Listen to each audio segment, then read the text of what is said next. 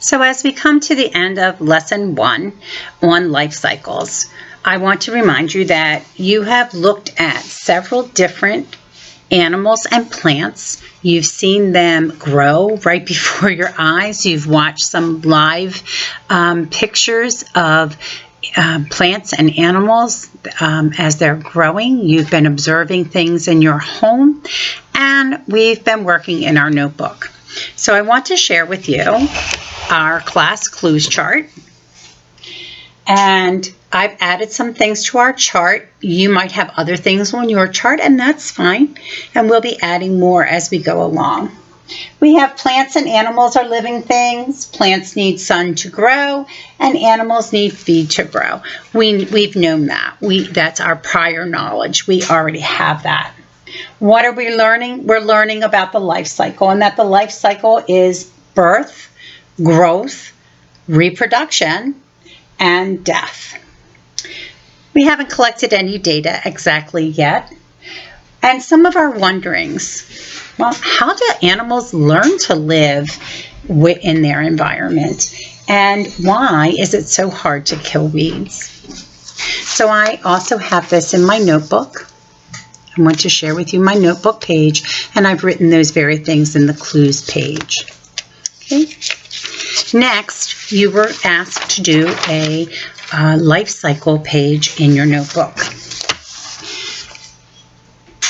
Here is an example of what your notebook should look like. One piece in your notebook. Here is my pumpkin life cycle. I looked at the pictures on It's Learning. I did my best to copy them. You were given the direction that you should also color them. So mine is not finished. My page is not finished, but yours should be. You should have the life cycle of a plant and the life cycle of an animal. You can use the ones that were in the It's Learning page, or you could do your own. With that, I want us to remember what's really important and what you should be remembering in your notebook. A life cycle is a pattern. It's something that happens again and again and again without ever stopping. Just like a clock. Think about a clock on the wall. The clock goes from 1 o'clock to 2 o'clock. The hands just keep moving in that cycle, in that pattern. Our seasons of the year: spring, summer, winter, fall. Spring, summer, winter, fall. It's a cycle. It continues year after year, season after season. These are all cycles, just like our life cycle. Life cycles begin with birth.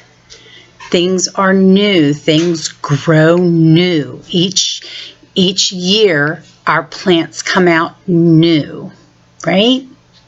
Then there is that growth.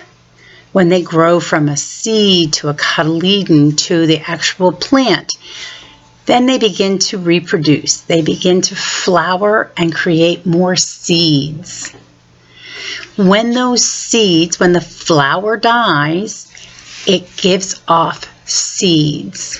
When you think about the pumpkin,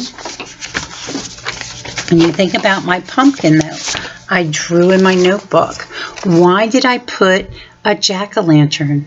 Well, when we create our jack-o'-lantern, we scoop out the seeds. We could then dry those seeds and grow more pumpkins the next spring, and we would start the cycle again. Seed, the sprouted plant as the plant grows leaves, and it would continue over and over again. So those 4 stages of life. 4 stages of life. We have birth, then we have growth, reproduction, and death. And death doesn't mean that life stops necessarily. right? It is the death of the seed that brings birth. Okay? So, no, you don't have to die in order to reproduce and have birth and growth. And it doesn't always end here, but eventually there will be death. A tree doesn't have to die, but parts of it, the seed of that plant, must die in order for it to give new birth, new growth, and then that plant will reproduce again. So each plant continues to reproduce in that cycle. And that's what I want to leave you with in our lesson today. So very good. I will see you back next week for our next lesson in science. Have a great weekend. See you guys later.